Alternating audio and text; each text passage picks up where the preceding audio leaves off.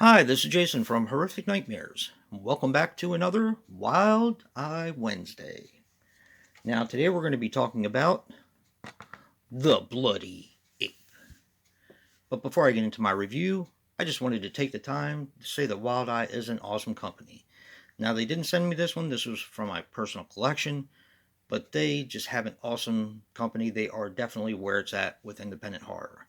I'm going to put the links to their YouTube channel and their official website in the description box below. Definitely check them out.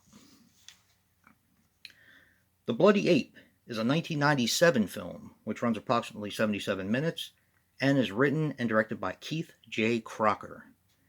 Now, he was responsible for another movie that's on Wild Eye called Blitzkrieg Escape from Stalag 69, and one short. Now, this stars Arlene Burns as Ginger. Unfortunately, she passed away on December 5th, 2014 at the age of 60. She was in Vermilion Eyes. This also stars Bob Islick as Hippie. He had nothing to his credit.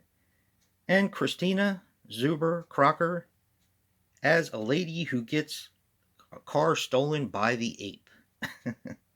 And she was also in Blitzkrieg Escape from Stalag 69. Now, this is also known as Son of Sweetback versus Kong. This film took 5 years to complete, and it had a budget of $10,000. Okay, this is meant to be a period piece, and the period that they were going for is late 60s to the 70s.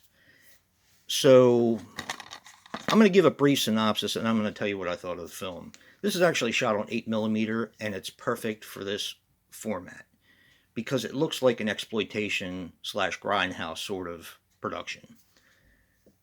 You have our main character, which is Lampini. Lampini is a carnival barker who has a 400-pound ape that he takes as an attraction. Well, things haven't been going the best for Lampini lately.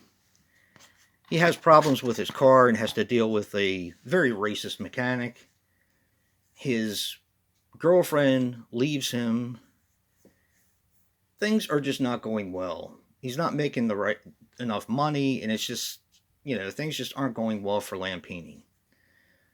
So Lampini snaps and gets his gorilla, his 400-pound gorilla named Gordo, to go on a killing spree, just wiping out everything in his path. Now, this, of course, is based on Edgar Allan Poe's Murders in the Rue Morgue. Kind of like an updated sort of adaptation of it. Now, what did I think of this film?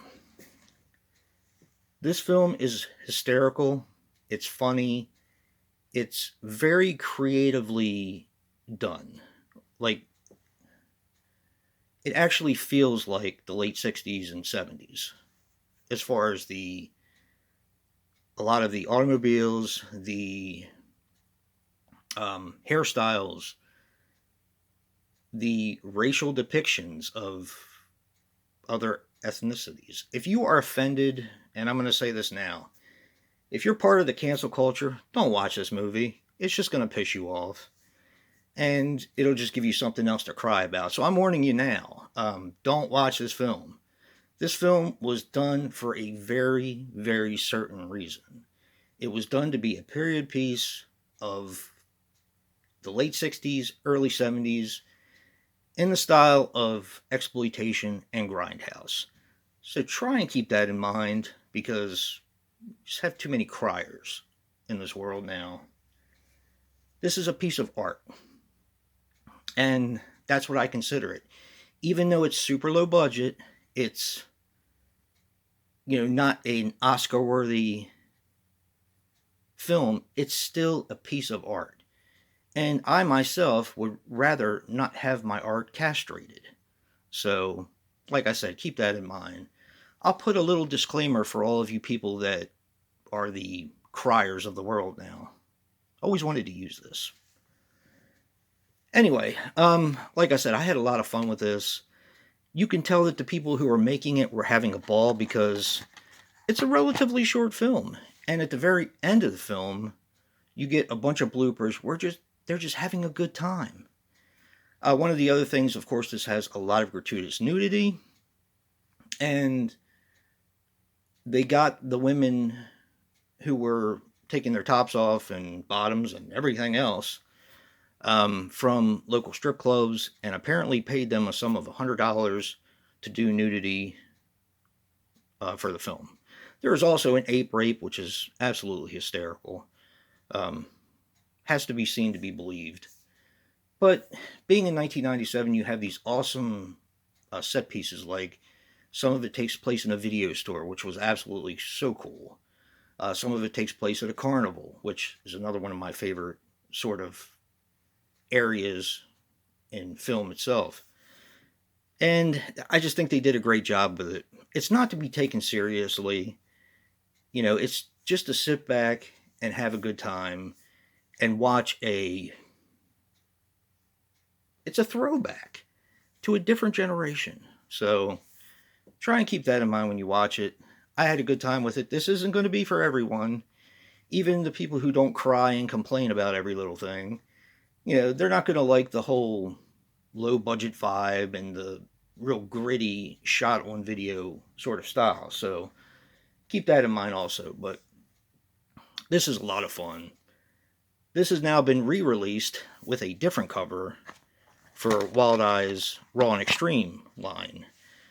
See Brad's review. I'm going to try to remember to put a link down below, and you can see what the new cover looks like. But definitely a cool movie. Another special thank you to Wild Eye. And if you like what you see in here, hit that like button and subscribe. And until next time, peace.